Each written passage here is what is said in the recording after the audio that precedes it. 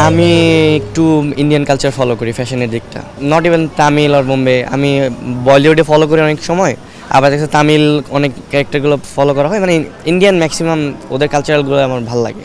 আমি যে dress আপগুলো India থেকে কালেকশন করি, মানে কালেকশন না আর কি, ওনাদেরকে মানে ফলো করি। সো সেম দেখা গেছে যে সাকিব ভাইও পরে বা আফরান নিশো ভাইও পরে, সো মিলে যায় ব্যাপারটা, এমন না যে ওনাদেরকে ফলো করা হয় না। গানটা হচ্ছে গেয়েছেন হচ্ছে আমাদের আকাশ মাহমুদ ভাই আর হচ্ছে পুষ্পিতা আপু, আর গানটার নাম হচ্ছে মধু ও মধুরে।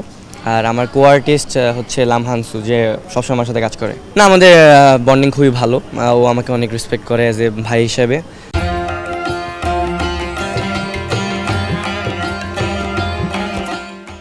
তো অনেকদিন যাবত যেহেতু কাজ করছি, ও আমার হচ্ছে গিয়ে ডায়লগ ডেলিভারি বুঝে বা আমি ওকে বুঝি, আন্ডারস্ট্যান্ডিং বেটার, এই কারণে আমাদের একসাথে কাজ করতে খুব স্বাচ্ছন্দ্য বোধ করি আর কি দুজনই। তো আমি যে টিমে আছি এবং তো 4টা নায়িকা চেঞ্জ হয়েছে।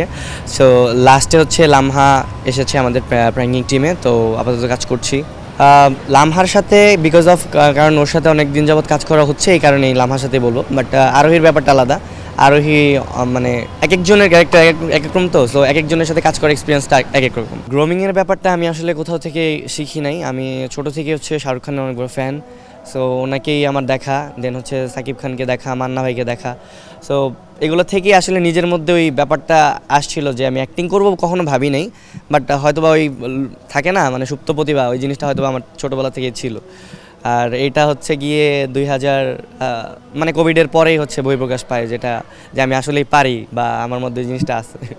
আমি অ্যাকচুয়ালি সব ধরনের কাজ করতে কমফোর্টেবল। আমি ডান্সিংও খুব ভালো পারি, আমি অ্যাক্টিংও বলবো আমি করতেছি অনেক বছর যাবত, অ্যারাউন্ড 4 বছর হয়ে গেছে আমি করতেছি, আরও চেষ্টা করছি আরও ভালো করার।